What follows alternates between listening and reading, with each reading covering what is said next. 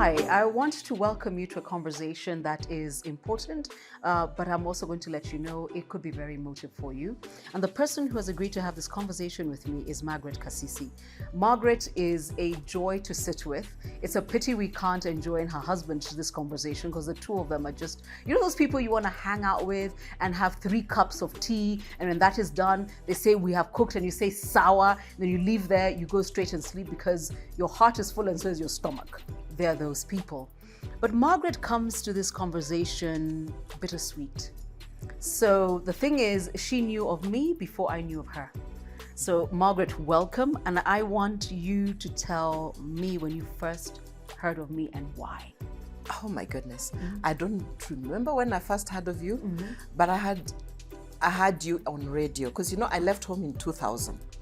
Oh, good So Lord. I have no idea when you got on radio, though I should actually know because I listened to your interview on CTA. So I know it was 300 years ago. Let's not do that. So I left home in 2000. Oh, wow. Yeah. Goodness me. So you remember me from radio. Yes. However, in 2022, you heard me talk about something totally different. Yes. You know, I love listening to you. And you know, when you're away from home, it's hard to follow things as they are happening. So your YouTube channel, your Facebook page, if you don't know, I actually go there and listen to you a lot. Oh, so that's why you were telling me about HRT. Yes. Because I've started the conversation on Yes. personal weather. You know. Hey. Yeah. So one of the things that caught my eye and caught my attention is because I've been preparing for retirement.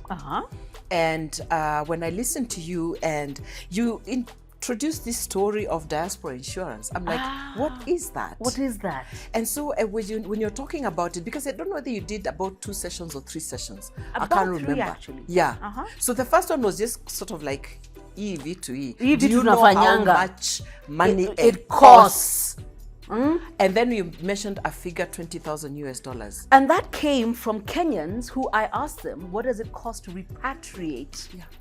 If your loved one, you know, dies abroad and you need to bring them back to the continent. Yes. So And they were like $20,000, like in you go for Canada, 30, 35. Yeah. So me, I got hooked on that $20,000 and I was like, do I have $20,000 sitting somewhere that can be released to repatriate my body home? Okay. 2 things. Because I'm still working for the UN. If I die in office, they will take care of everything. Of course. But for my son, because he was already an adult, Eric Kenyan was born in 1991. So I was like, what about him? And then I thought about my husband, who happens to be American. Yes. So I said, what about him? If he dies away from home, what do I do? So I listened to you and I said, you know what? Some of these things we keep putting off. We start paying attention. Because we're Africans, there are conversations we do not bring too close here. No, we don't want to talk about death. No. No. And we let other people plan our funerals. Yes. And then I said, I don't want my family to suffer. I want to try and help as much as I can. Okay. So I decided to do a bit of digging. And I was like, I need to find out more about this company. And that's what I did. And I remember I finally got the contract signed on 9th of March 2022. All right. So she went and did her homework on Diaspora Insurance. I love the fact that she heard what I had to say, but she went and did her homework. And then she said, sour, pen to paper. Yeah. And you know also, we don't have a very good experience in Kenya with insurance companies. I hope you're all listening. So I was like, this money, am I Itatoka. okay? Kama hii premium nalipa, ikipotea ni sawa. Ama nikipata itakuwa tu ni sawa, nitashukuru Mungu. So instead of taking the whole 20,000, Simia was Mkamba. I was like, 15 nisiye kuyana. Yeah, you know.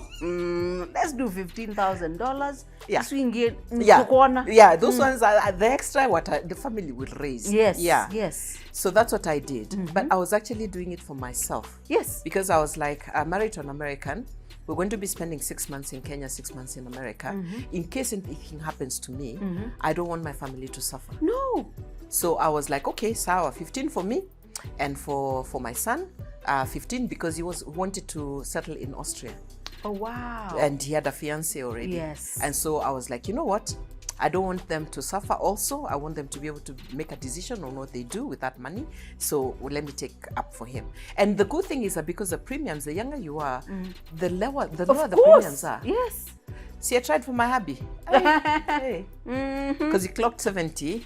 You said now. I was like, apana, that because you have to pay like quite a sum of money. I was like, apana, we sasa utajipanga huko kwenu. Yes. Yeah. Yes. Yeah. And that's what he did. Oh. I got him. Yes, I talked to him seriously about it, and he went and did that also. But I'm hoping as anybody's listening to Margaret, you understand this is what you call an act of love.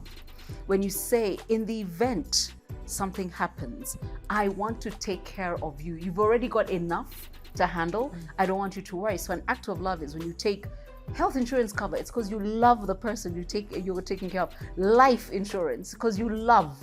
That's an act of love. Saying I keep telling people, love is a verb. Yeah. It's not a noun. Yeah. It's an active word. Yeah. Yes. Yeah. You show love. You don't say, I love you. You know I love you. That's an act of love. However, March 2022, you put pen to paper and got insurance for Eric. And then life was good. We had actually come home in 2021. Because I come home every 2 years. Of course, COVID disrupted everything. Yes. So 2020, nobody went anywhere. So 2021, we came home.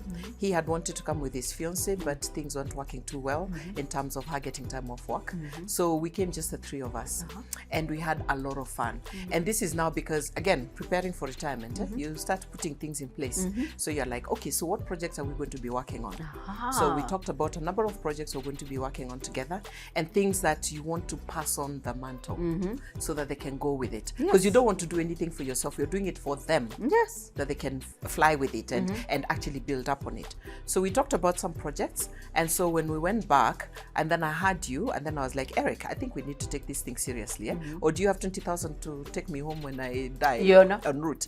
He was like, Mom, I don't have any money. We jipange. Kamwambia sawa, nitakupanga na nijipange. So then, roundabout later in the middle of the year 2022, he started complaining, stomach problems and so on, and we thought it's probably those ulcers or something like that, hyperacidity, or something. Yes. So he kept going to the doctor. He's given something, he feels well, and then he goes back again. But then now in August, it became worse. He got a new job in August, and it's like he would get so sick that he wouldn't be able to go to work for about a week or 2 weeks. Wow. And the cramps were terrible. Stomach cramps were really terrible. So then we were like, no, you need to do something now. It's not food allergies. He had been told it could be food allergies. Yes, because I'm sure you eliminated everything. Everything. Yes. So so then he dilly-dallied, but then in October is when it was like, no, something needs to be done. He'd lost a lot of weight. He was always skinny, by the way. I can tell. Yeah, yeah. He wants to keep his figure.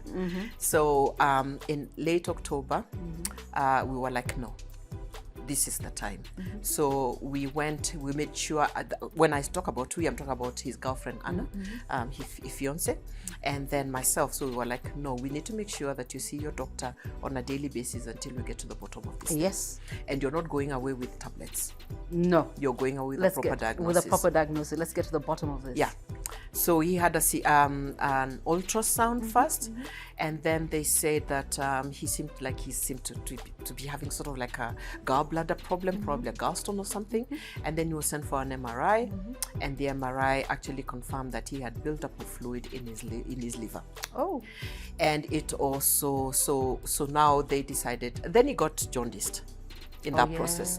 So they tested for hepatitis, all the 3 types. I think there are 3 or 4 types, and they came back negative. So they were like, this must be something else. And his eyes are jaundiced? Yes.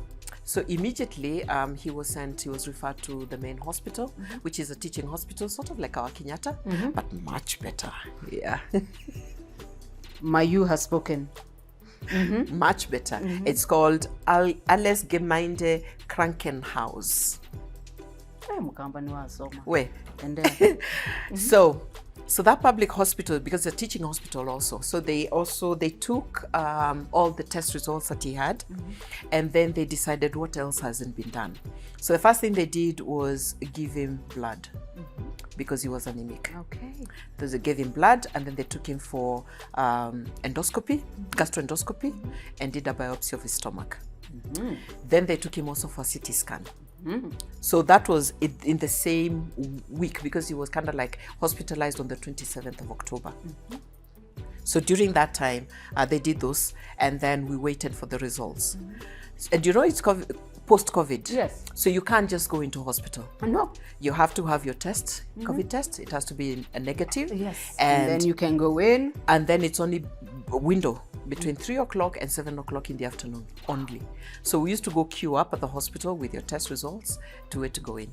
So at about 11 o'clock on the 4th of November, I was preparing now to go get my test done so that I can start going. Eric called me and he said, "Mom, I have the results." And they said, "Are you sitting down?" I said, "Yes." And they said it's stomach cancer. Whoa.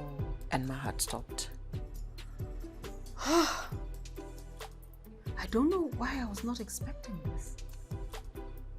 I wasn't ready for you to say that. I thought you were going to tell me pancreas something. Stomach cancer. And then I remembered 2 cases that I know of. One was way back in the late 80s and early 90s. Word of Life. I used to go to Word of Life. So one of our friends there had stomach cancer and died. Then I knew the case of a friend of mine, a very close friend of mine.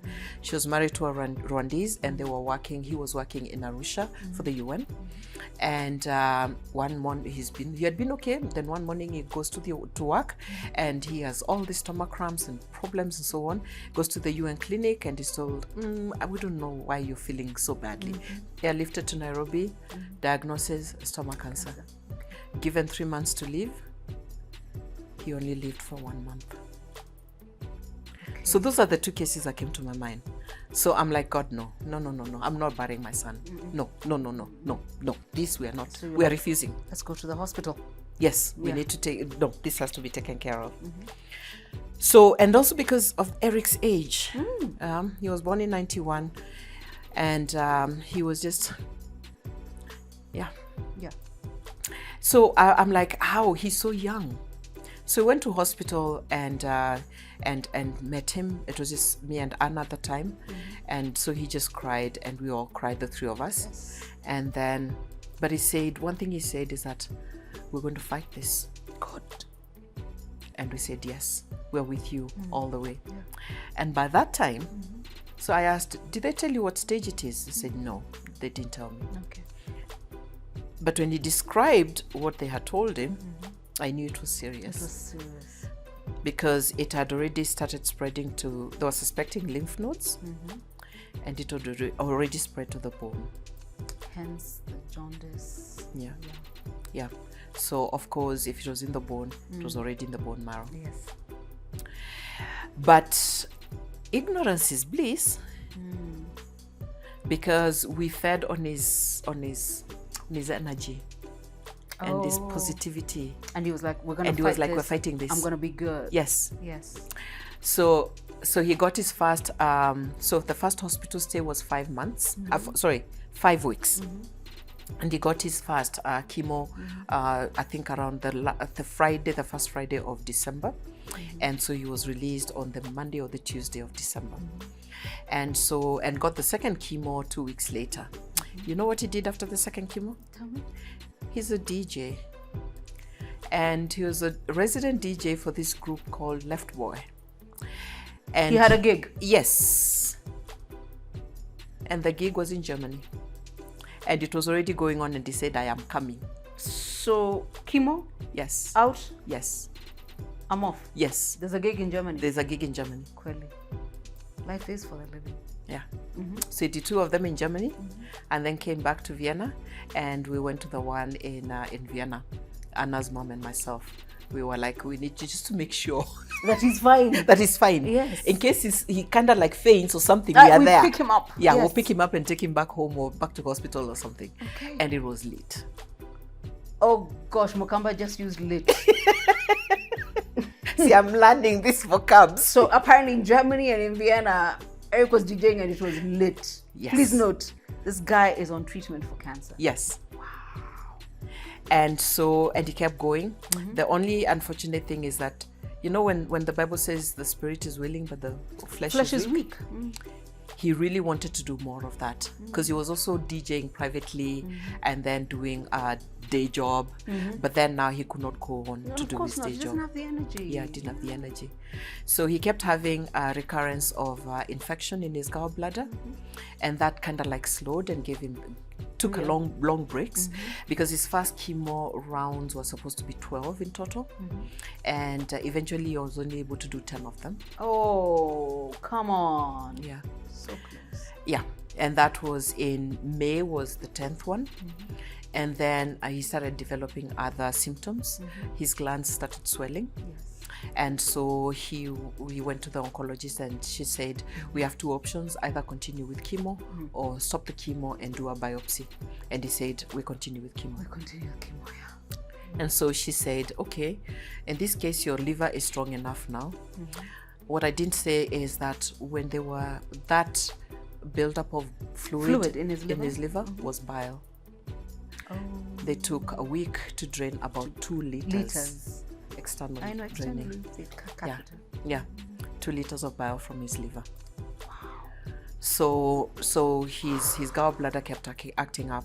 So she said, your liver is good enough now, it's strong. So we need to put you on even stronger chemo. Oh gosh. And this chemo, by the way, lasts 3 days. No, chemo is tough. Yeah. It doesn't matter what. Yeah. Every round is 3 days. So she said, we'll put you on a stronger dose, and this is only going to be 4 doses. And so he did the first one in June, and that was it. It just floored him. Could not recover from that. I can believe that. I always say to people, when you find a person saying, I'm a cancer warrior or survivor. I have a friend who had colon cancer and she's doing very well right now, but honestly, I remember by her 8th, she was like, man, I don't know whether I can do this. And you've got to keep telling that person, keep going. Yeah. Yeah. Yeah. So that one floored him, and he just kept, and for the first time, his fever went up. Oh. And you know when they say when it reaches fever. 37, yes, it's emergency. So we finally managed to get him to go and see the oncologist, and she admitted him, and that was in July.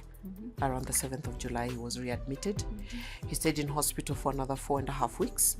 They had to go back in and clear up the gallbladder infection again. And this time the bile buildup wasn't that much, so they were able to just syringe it out. And then the pain became worse. And so the tablets weren't working. The occasional infusion wasn't working. So the doctor had to come up with a new plan, which was to hook him up on a permanent basis onto the painkiller. At that time, I had no idea what it was. It was morphine. Morphine for pain. So he was on morphine, left hospital, came back home. He was on morphine. He died 12 days later. Okay. That was quick. Yeah. Didn't give you much. And you told me you knew that you wanted to bring him home. Yes.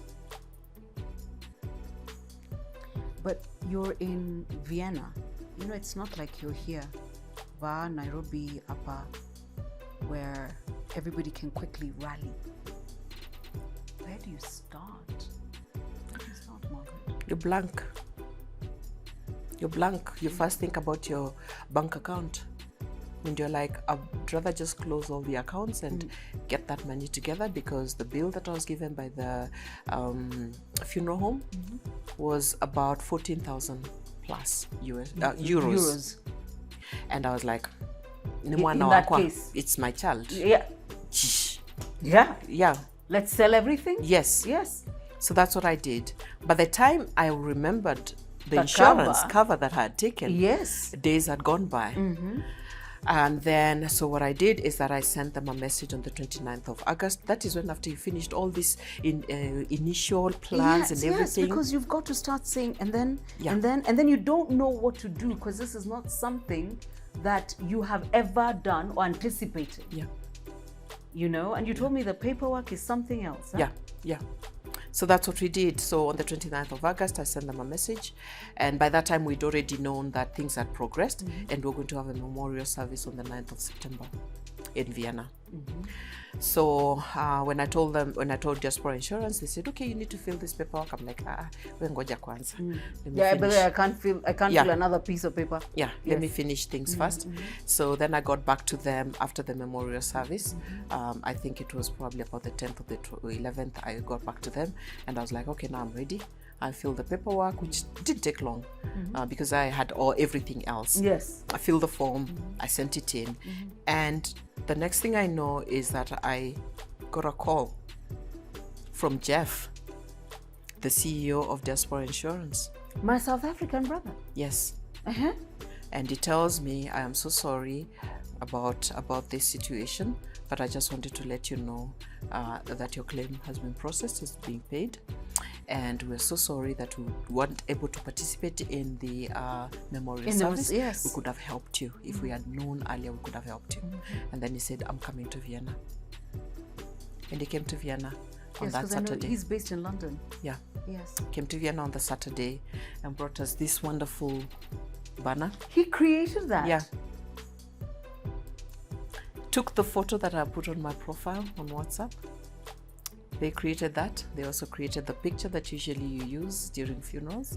They brought those, and they brought it on the Saturday, accompanied by a Kenyan girl in Germany, and they were just above like, and beyond. I'm like, which insurance company does this again? Yes. And they're like, no, your family. I'm like, Ati? So that's what happened. So I come home. And the next thing I know, I'm getting a call and I'm being told, we're sending a representative to help you bury your son. And who comes next? Bernard. Bernard, yes. My Kamba brother. Yes. Actually, our Kamba brother. Yeah? With an interesting name of Kavyo. Kavyo. At our Bernard Kavyo. That is our, give me camera. That is our representative in East Africa and Kenya for Diaspora Insurance. I can't take this conversation away from Margaret and Diaspora Insurance, because you're the one who said to them, I heard Caroline talk about it and then I took it. They said, you know, we came through for her, but I think it is important she meets you. I know the crux of the conversation we're having is done, because I was here to show you that we met today 45 minutes ago. I'm going to go and visit her at home. I'm not going to say, wow, Kamba, Mombasa Road, don't worry. Lessons learned. Yeah. All through. As I look, you know, I got a chance to look through. By the way, all his pictures, he smiles like this. As I got a chance to look through, things I can tell, very outdoorsy. Yes. Very adventurous. Yes.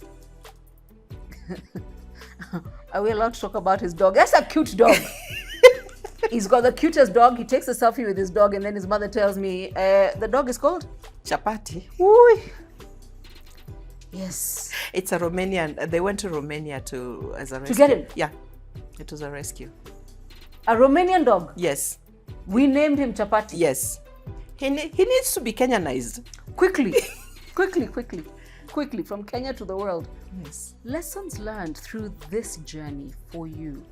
Something you can leave us with. You know, when we were talking about life, children, what we learn, because, you know, the way life works is we live it forward and then we connect the dots backwards. At no point, as you listened to me that day and said, I think I should take this package, could you have ever thought you would need it that soon? Not for him. Remember, the conversation was you. It was me. Yes. It was for me. You said you did not want to leave your family with a burden. Yeah. Lessons learned. You just never know. Number one. Because this was a silent killer. It had been eating him up all this time. No symptoms. We had no idea. Yes. So even for us, we have no idea what's going on in our bodies. And So there are people who don't want to take a full medical every year. So one thing I have learned, one thing Eric taught us, Jan says it very well. He lived 60 years of his life in those 31 point something years. Yes, yes. That's what he did. He crammed 60 years of his life. When I look at the pictures you put in his, it's like everything. He loved life. He would take chances that I wouldn't. I mean, he told us he left hospital, then went to DJ. Yes. And hyped the crowd. Can you imagine? Yeah. A guy on chemo. Yes. And so he's taught me to be courageous. He's taught me to live life to the full. He's taught me to love people. Eric was a people person. I can tell. It doesn't matter the age. Went to a short story. We went to Sweden for a wedding of a former colleague of mine. Two colleagues actually got married, and Eric was there as my plus one because Jan was in America. And at some point, Eric decided this thing is too boring. Let me hype it up. Wacha ni amushe.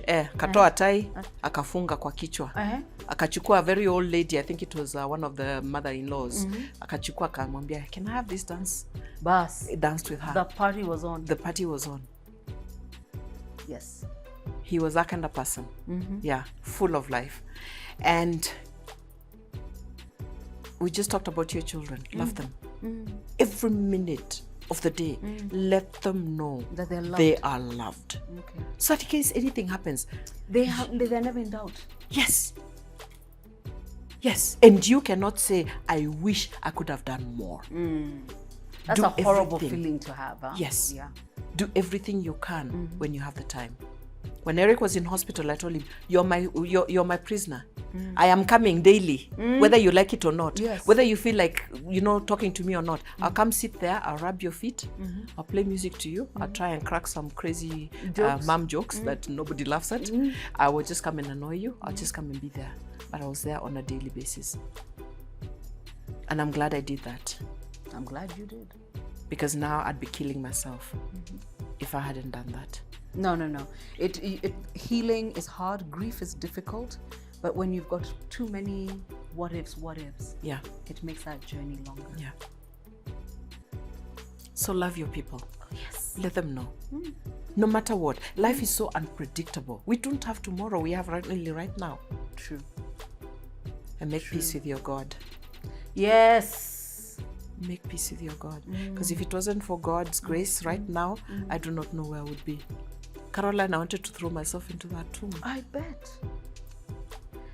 I'll bet there were times you said the prayer very many parents say, give me the pain, give me the Yes. Spare him. Yes. I've lived my life. Why him? Take my stomach, give it to him. But God chose but he gives grace. He does. Yeah. And I didn't know your husband was a pastor, but the way you received me the minute I walked in, I was like, this woman. Yeah. So I'm going to end the conversation here because I also took pride in the fact that you didn't break down in the last 20 minutes or so. My job is done, but more importantly, so is hers. You know what to do. She and I are going to catch up over a cup of tea, and then I'll still do the school run because I'm that mother, and speak to Diaspora Insurance. Okay, super. Thank you, Margaret. Thank you.